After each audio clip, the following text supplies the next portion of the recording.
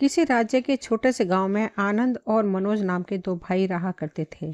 आनंद मनोज का बड़ा भाई था। मनोज जहां अपने पिता सुखदेव के साथ मेहनत से उनके काम में हाथ बटाता था, तो वहीं पर आनंद हमेशा घर पर आराम करता रहता था।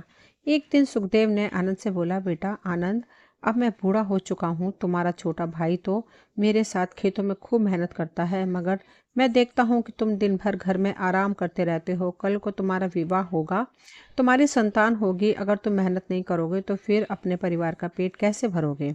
क्या पिताजी, आप क्या बोलते हैं? पिताजी, मेहनत करके क्या होता है?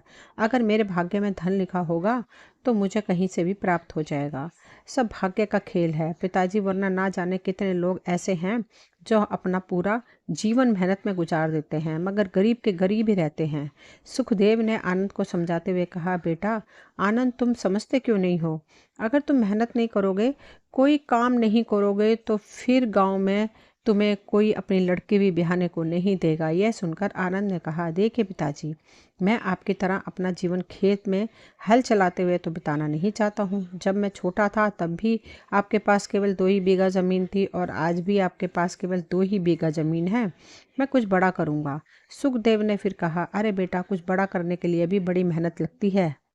आनंद समझाने को तैयार नहीं था। वह बोला, देखिए पिताजी, जिस दिन मेरे जीवन में भाग्य का दरवाज़ा खुलेगा ना, उसके बाद आप स्वयं देखेंगे मैं इतना धनवान हो जाऊंगा कि मुझे सारी ज़िंदगी काम करने की ज़रूरत नहीं पड़ेगी। सुखदेव निराश मन में अपने खेतों में चला गया। सुखदेव को निराश देखकर उसका छोटा बेटा मनोज सुखदेव से बोला, पिताजी, आज आपका चेहरा फिर से बता रहा है कि आपने भैया से आज फिर से काम की बात की है, और हमेशा की तरह भैया ने आपको भाग्य का पाठ पढ़ा दिया है। क्यों, सही बोला ना? उदास सुखदेव ने कहा, हाँ बेटा, कभी कभी मुझे चिंता होती है कि मेरे बाद आनंद का क्या होगा। हाँ समझता हूँ, लेकिन चिंता मत कीजिए पिताजी, सब सही हो जाएगा। अगले दिन सुखदेव मनोज के साथ खेतों पर जाने की तैयारी कर रहा था कि तभी वहां पर गांव का मुखिया आ पहुंचा। मुखिया को देखकर सुखदेव बुरी तरीके से चौंक पड़ा और बोला, मुखिया जी, आप इस गरीब के घर पर? सब तो ठीक है? मुखिया ने कहा, सुखदेव, तुम तो जानते हो कि मेरा कोई पुत्र नहीं है सिवाय एक पुत्री के, और अब मेरी पुत्री राधा विवाह के योग्य हो गई है। तुम तो जानते ही हो कि मैं और मेरी पत्नी अब बूढ़े हो चुके हैं। मुखिया की यह बात सुनकर सुखदेव ने कहा, आप कहना क्या चाहते हैं मुखिया जी? मुखिया ने कहा, मैं यही कहना चाहता हूँ कि मुझे तुम्हारा बड़ा पुत्र आनंद बहुत ही ज़्यादा पसंद है, और राधा भी उसे मन ही मन बहुत पसंद करती है। अब मैं अपनी पुत्री राधा का विवाह तुम्हारे पुत्र से करना चाहता हूँ। सुखदेव ने कुछ चिंतित स्वर में कहा, मुखिया जी, आप तो जानते हैं कि आनंद कोई काम तो करता नहीं है। सुखदेव की बात सुनकर मुखिया एकदम से बोला, हाँ तो इसमें चिंता की कोई बात नहीं। अरे भाई, मेरे जो कुछ भी है वह मेरी बेटे और दामाद का ही तो होगा, और किसका होगा बताओ भला। कुछ दिन के बाद आनंद और फिर सुखदेव भी शादी के लिए मान गया, और कुछ ही दिनों के बाद आनंद और राधा का विवाह धूमधाम से संपन्न हो गया। विवाह के कुछ दिनों के बाद मुखिया ने अपनी सारी संपत्ति राधा और आनंद के नाम कर दी और अपनी पत्नी के साथ तीर्थ यात्रा पर चला गया। आनंद अपने पिता सुखदेव से बोला, देखा पिताजी, भाग्य खेल, मैं कोई काम नहीं करता था, मगर भाग्य खेल देखिए, मुझे राधा जैसी सुंदर पत्नी भी मिली और मुखिया जी की सारी संपत्ति भी। सुखदेव ने यह सुनकर कहा, हाँ आनंद, बहुत बढ़िया, बहुत अच्छा। अरे बेटा, तुम मेरे बेटे हो, तुम्हारा भला सोचना मेरा काम है। लेकिन बेटा, एक बात अपने जीवन में हमेशा याद रखना, जो व्यक्ति मेहनत नहीं करता, वह चाहे भाग्य का कितना भी धनी क्यों ना हो, एक दिन उसे अपना सब कुछ गंवाना ही पड़ता है। और हाँ, भाग्य हमेशा इंसान का साथ नहीं देता है, मेरी ये बात याद रखना। अपने पिता की बात सुनकर आनंद हंसता हुआ वहां से चला गया। कुछ दिन के बाद मनोज का विवाह भी मोहिनी नाम की एक गरीब कन्या से संपन्न हो गया। मनोज के विवाह के बाद सुखदेव बीमार रहने लगा, और कुछ ही दिनों के बाद वह इस संसार को छोड़कर चला गया। अपने पिता के जाने के बाद मनोज और मेहनत करने लगा, तो वही आनंद हमेशा अपने कमरे में आराम ही करता रहता था। कुछ दिनों के बाद आनंद की पत्नी राधा और मनोज की पत्नी मोहिनी दोनों ही गर्भवती हुई। अपने भाई को दोनों हाथों से धन लुटाता देखकर एक दिन मनोज आनंद से बोला, भैया क्या कर रहे हो आप? जिस तरह से दोनों हाथों से धन लुटा रहे हो ना, मुझे इस तरह से आपका भविष्य अंधकार में दिखाई देता है। मनोज की यह बात सुनकर आनंद गुस्से में बोला, मनोज अपने काम से काम रखो। पिताजी भी हमेशा मुझे नसीहत देते थे, मगर देखो क्या हुआ।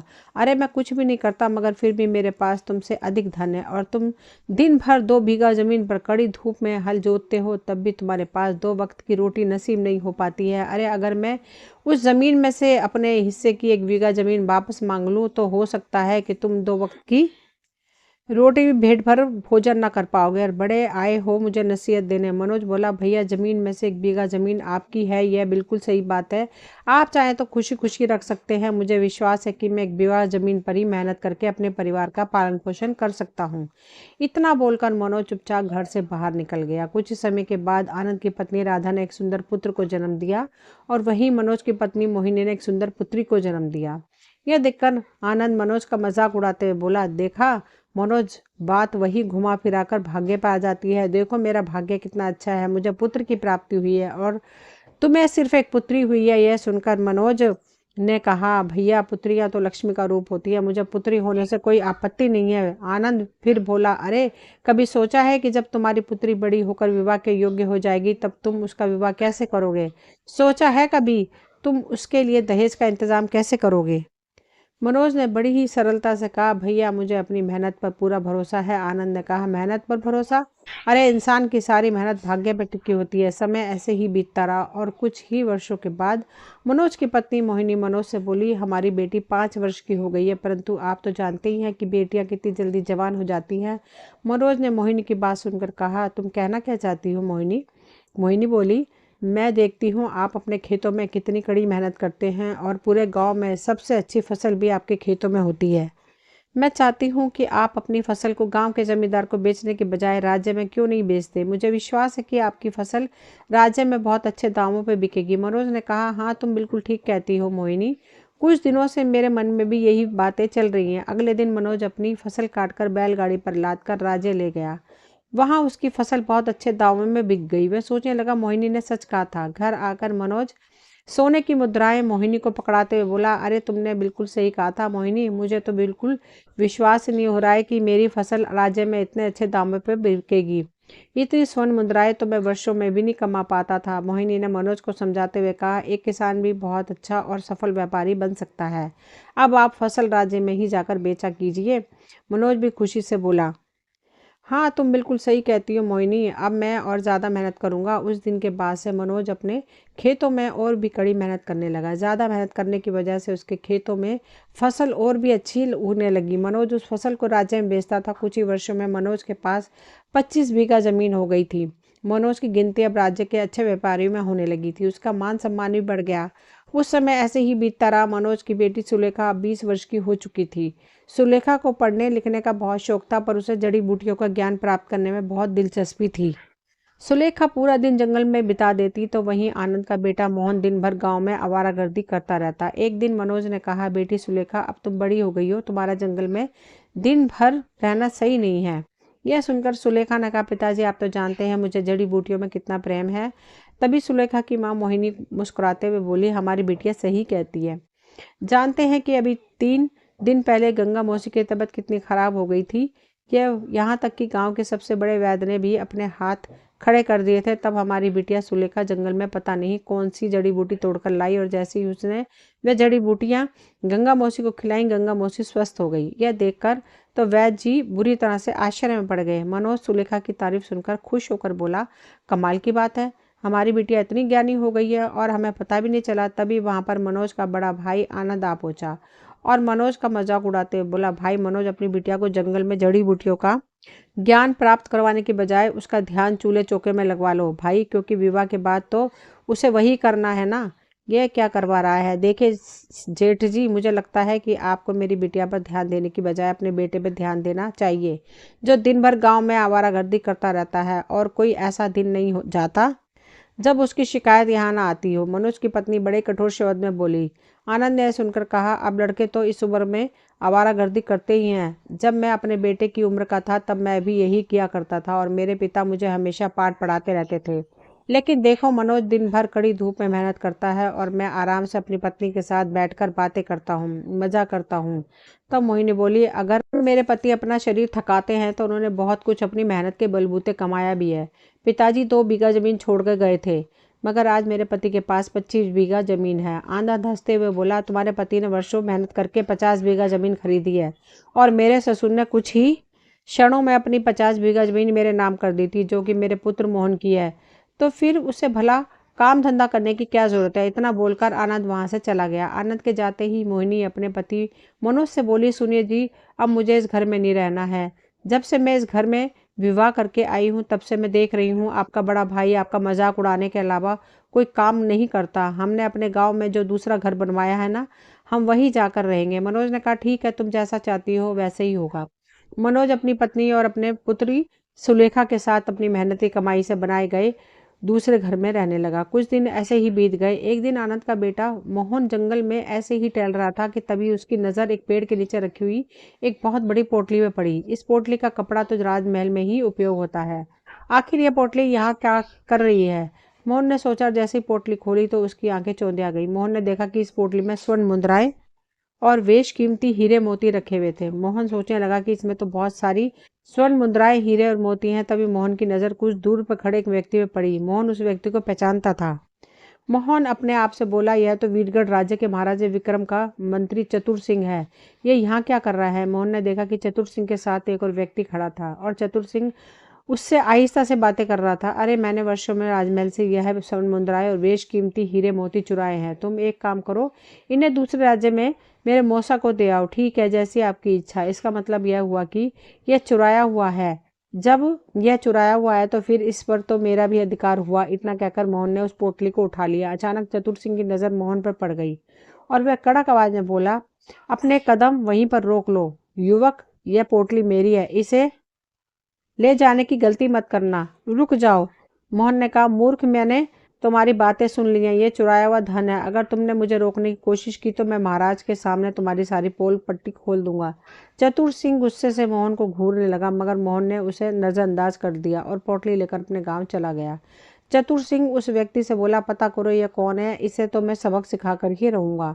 इधर मोहन उस पोटली को अपने घर ले आया। उसे खोलकर अपने पिता आनंद को दिखाने लगा। आनंद ने पूछा, अरे, तुम्हारे पास ये सब कहाँ से आया। मोहन ने अपने पिता को सारी घटना विस्तार से बता दी और बोला, अब आप ये बताइए पिताजी, मैंने सही किया ना। मोहन ने इतना कहा था कि तभी वहां पर चतुर सिंह और राजा विक्रम सिंह 2 सैनिक के साथ वहां पर आ गए। चतुर सिंह राजा विक्रम से बोला, यह देखिए महाराज, आप मुझसे पूछ रहे थे ना कि खजाने की बेशकीमती स्वर्ण मुद्राएं और हीरे मोती किसने चुराए हैं। यह देखिए महाराज, और चोर आपके सामने खड़ा है और आपके खजाने से चुराया हुआ धन भी सामने पड़ा हुआ है। इस चोर का नाम मोहन है महाराज। राजा विक्रम ने क्रोधित स्वर में कहा, सैनिकों, इसे बंदी बनाकर कारागार में डाल दो। आनंद राजा विक्रम के सामने हाथ जोड़कर कहने लगा, ऐसा मत कीजिए महाराज, हमने कोई चोरी नहीं की है। राजा ने फिर कहा, बकवास बंद करो। जी तो चाहता है कि इसके साथ साथ तुम्हें और तुम्हारी पत्नी को भी कारागार में डालवा दूं, लेकिन तुम दोनों बूढ़े हो चुके हो और मैं नहीं चाहता कि तुम दोनों कारागार में अपना बचा हुआ जीवन बिताओ।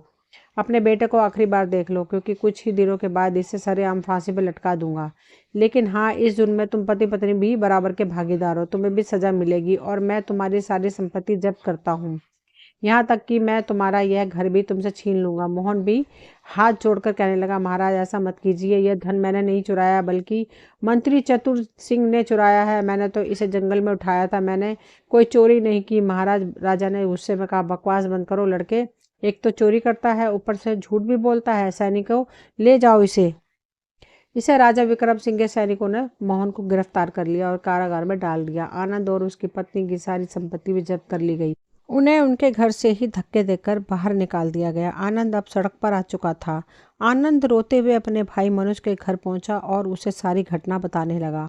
मनोज ने आनंद से कहा, अब भैया बात ऐसी है कि अगर आप मनोज को बचपन से ही मेहनत करना सिखाते तो आज आपको यह दिन देखना नहीं पड़ता। लेकिन आप ऐसा नहीं कर सकते थे, क्योंकि आपने तो अपने जीवन में खुद कभी मेहनत नहीं की, तो आप हमेशा भाग्य के सहारे ही जीते रहे और यही बात आपने अपने बेटे मोहन के दिमाग में भी डाल दी। अब आप क्यों रोते हैं? मनोज बोला, भैया आप जैसा कहते हैं वैसे ही तो हो रहा है, अब भाग्य का ही तो खेल है। अरे मुझे तुम्हारी बात समझ में आ गई मनोज, मुझे बगैर मेहनत किए सब कुछ मिल गया था, इसलिए मैंने कभी उसकी कदर नहीं की। अगर मैं अपने बेटे को अच्छे संस्कार देता, उसे तुम्हारी तरह मेहनती बना था, तो आज मुझे यह दिन देखने नहीं पड़ते। मनोज कहने लगा, ठीक है, बस अब चिंता मत करिए भैया, मैं अपनी बेटी सुलेखा के साथ कल महाराज से अपने भतीजे मोहन की बात करने के लिए अवश्य जाऊंगा। चुप हो जाइए आप, चिंता मत करिए। अगले दिन मनोज अपनी पुत्री सुलेखा के साथ राजमहल पहुंच गया। मनोज राजा विक्रम से कुछ कहने ही वाला था, तभी एक दासी राजा विक्रम के पास आकर बोली, महाराज आपकी पुत्री की तबीयत काफ़ी बिगड़ गई है, कोई सुधार नहीं हो रहा है। राज्य के सबसे बड़े वैद्य ने भी हाथ खड़े कर दिए हैं। यह सुनकर राजा विक्रम चिंतित हो उठा और मनोज और सुलेखा की ओर देखकर बोला, तुम दोनों कल आना, हम तुम्हारी गुहार कल सुनेंगे। महाराज अगर आपकी आज्ञा हो तो क्या मैं एक बार आपकी बेटी को देख सकती हूँ? सुलेखा बोली, लेकिन तुम मेरी बेटी को क्यों देखना चाहती हो? मुझे जड़ी बूटियों का बहुत ही अच्छा ज्ञान है महाराज। तो तुम कहना क्या चाहती हो कि मेरी बेटी को बड़े से बड़े वैद्य सही नहीं कर पाए? लेकिन तुम सही कर दोगी जी महाराज। महाराज अब आपकी बेटी के ऊपर किसी भी वैद्य की जड़ी बूटी असर नहीं कर रही है, तो एक बार मुझे भी कोशिश कर लेने दीजिए, हो सकता है मेरी दी हुई जड़ी बूटी खाकर वह ठीक हो जाए। राजा विक्रम सुलेखा और मनोज को अपनी पुत्री के कक्ष में ले गया। सुलेखा ने देखा कि राजा विक्रम की पुत्री पलंग पर लेटी हुई थी। सुलेखा ने उसका हाथ पकड़कर देखा और कुछ देर के बाद राजा विक्रम से बोली, महाराज मैं अभी आती हूँ। इतना कहकर सुलेखा वहीं से चली गई। कुछ देर बाद वह एक जड़ी बूटी लेकर वापस आई। सुलेखा ने जैसे ही जड़ी बूटी राजा विक्रम की पुत्री को खिलाई, उसकी हालत में सुधार आ गया।